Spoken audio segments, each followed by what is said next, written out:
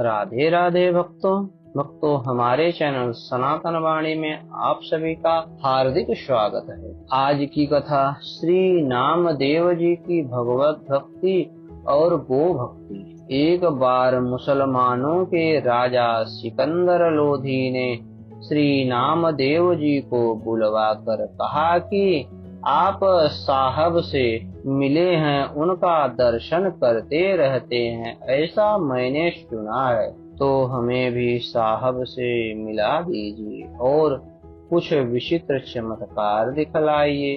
श्री नामदेव जी ने कहा कि यदि हम में कोई शक्ति या चमत्कार होता तो फिर खाने के लिए दिन भर धंधा ही क्यों करते। किसी प्रकार दिन भर धंधा सिलाई छपाई करने से जो भी कुछ मिल जाता है उसे संतों के साथ बांट कर खाता हूँ। उन्हीं संतों की सेवा के प्रताप से लोग मुझे भक्त कहते हैं और दूर दूर तक मेरा नाम फैल गया है। तभी आपने हमें यहाँ अपने दरबार बुलाया है।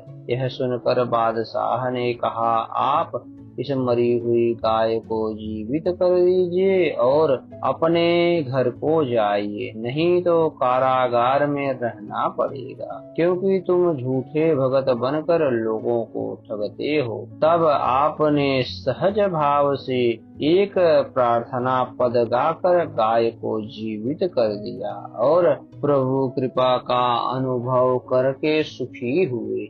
यह देखकर बादशाह अति प्रसन्न हुआ और श्री नामदेव जी के चरणों में पड़ गया। यह विचित्र चमत्कार देखकर बादशाह ने श्री नामदेव जी से कहा कि आप कृपा करके कोई देश या गांव ले लीजिए जिससे मेरा भी कुछ नाम हो जाए। आपने उत्तर दिया कि हमें कुछ भी नहीं चाहिए। फिर बादशाह ने एक मणि शैया आपको दी।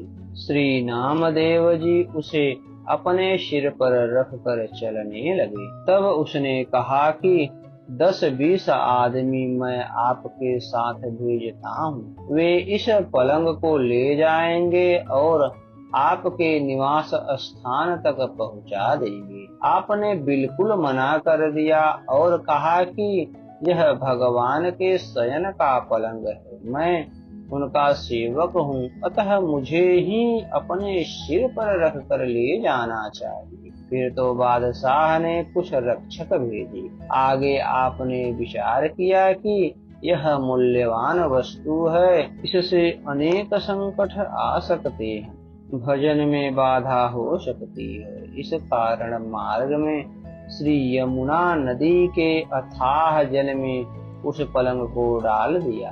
राजा को इसकी सूचना मिली तो वह चौंक कर आश्चर्य में पड़ गया। सिपाहियों से कहा, उन्हें शीघ्र बुला कर लाओ। श्री नामदेव जी फिर आए और बोले कि अब क्यों बुलाया। तब बादशाह ने कहा कि जो पलंग मैंने आपको दे दी है, जरा उसे यहाँ लाकर कारीगरों को दिखा दीजिए। उसी प्रकार का नया दूसरा बनवाना है। श्री नामदेव जी बादशाह को लेकर नदी पर गए और जल में प्रवेश करके अनेक पलंग वैसे और उससे भी मूल्यवान निकाल कर डाल दिए और बादशाह से बोले, आप अपना पलंग पहचान लो। यह देखकर उसकी सुध बुध जाती रही। अस्तु भक्तों, हमारी यह कथा आपको कैसी लगी?